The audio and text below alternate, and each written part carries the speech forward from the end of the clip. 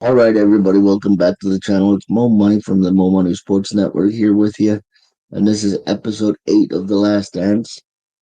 Now, this one starts with Michael still playing baseball, but the strike in '94 kind of ended that, as Mike would say, that he wouldn't play in replacement player games, and he walked out of the Chicago White Sox spring training camp, and he ran into DJ Armstrong, who in 1996, or not 95, the year they played Orlando, the Bulls won the first game in the second round, and BJ Armstrong had a great night that night and tied the series at 1 in game 2 after Nick Anderson stole the ball. And the funniest thing about that was, after the game, Nick Anderson said 45 ain't 23, and you don't do that to Michael Jordan.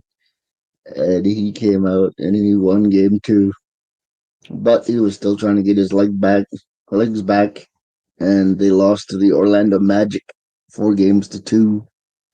And after he lost that second game to the Hornets earlier in that '93 season, Jordan dominated them for the rest of the series. And even BJ in the Last Dance documentary said, "I just had a moment. I had a moment. I had a night where I played great, and that's just the way it works out." And they talked about another guy. I think his name was LaBelle Smith or something for Washington. He had a 37-point game night against Mike, and Mike had an off night. Couldn't hit the broadside of a barn. And he said they played Washington the next night in Washington. And he said, "I'm going to have the same number of points at the half as he had at the end of the game last night." And he came pretty close. He had 36 by the end of the first half there. So then we get to, they're playing through this 90 sixth season, and now they're rolling through the Miami Heat 3-0 in the first round, the Knicks 4-1 in the second round, and then they get the rematch with Orlando. And they knew, because they had done this the year before to Mike, that the only thing he was thinking about was defeating the Orlando Magic. So he handled that quite easily for the Bulls. And keep in mind, this is the 72-10 Bulls with Pippen and Rodman, and they were just kind of coasting through playoffs. And then they get to play the Seattle Supersonics in the NBA Finals, and they quickly go up 3 games to nothing.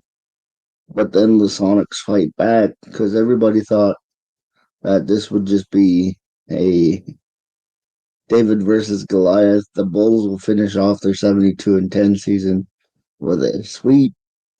And Gary Payton said, "I was mad."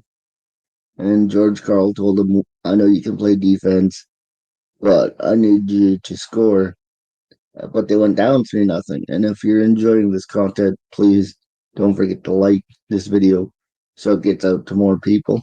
And anyway, so Gary Payton got mad. They win their 2 games.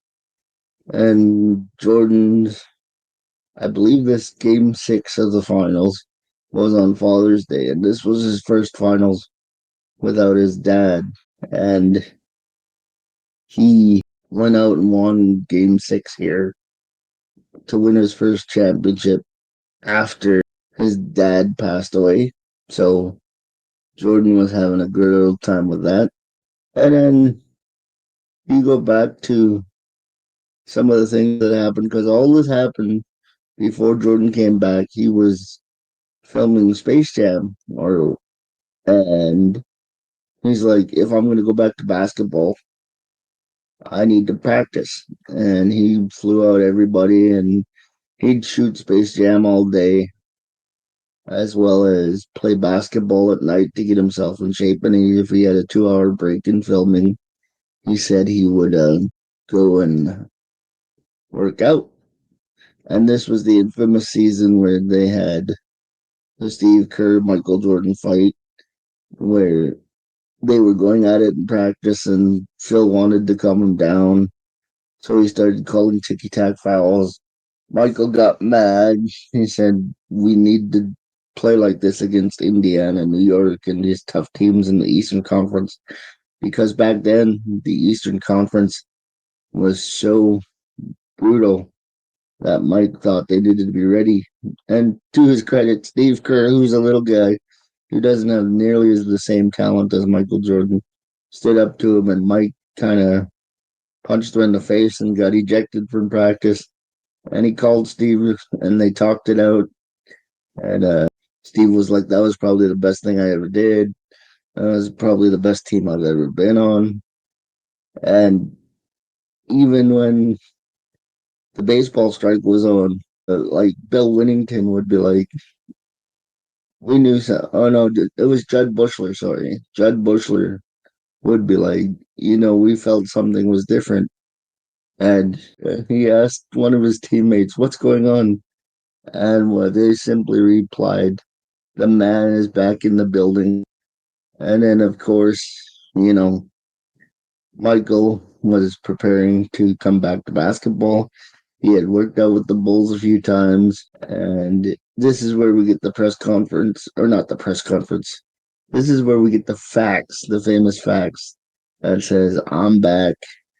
And then we cut to the end of the show where you got Reggie Miller talking about how he respected the Bulls, but with all due sincerity, to this day, Reggie Miller believes he and the Pacers were the better team that year. And Mike, well, we all know how it ended.